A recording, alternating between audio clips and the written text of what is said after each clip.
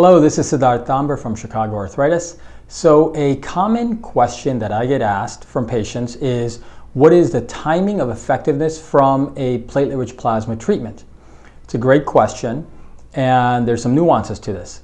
First and foremost, the kind of platelet-rich plasma that I use has a couple of specifications. Number one, when it comes to treating joints and arthritis, I'm using a very high dosage of platelet-rich plasma, 14 to 20 times normal concentration.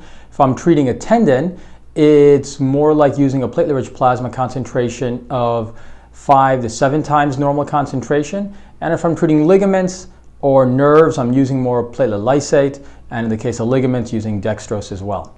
So when it comes to treating a patient with platelet-rich plasma, number one, for the first 3 days up to a week or so afterwards, there'll be more inflammation. That's normal and expected. In some patients, that stiffness can go for another week after that.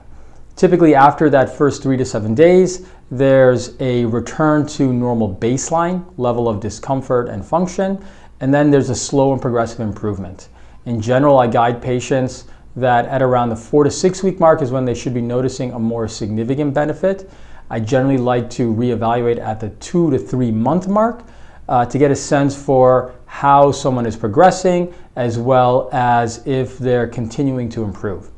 The data out there shows that patients in general who've been treated with platelet-rich plasma for osteoarthritis can expect treatment improvement out to 6 months, and in some cases even out to 12 months.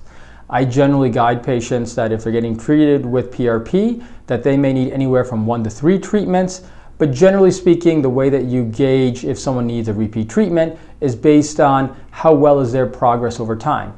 Meaning if you're still slowly improving over time, then you continue to give it more time to see how well you're going to get a max benefit.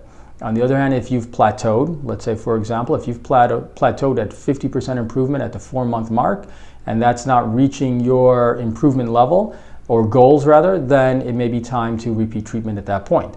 And again, we're gauging improvement in both pain, stability, as well as function.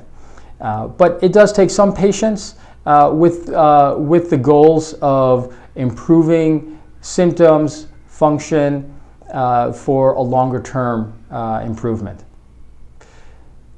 Love to hear your thoughts on this. Thank you very much for your time. Have a good day and be well. Thank you.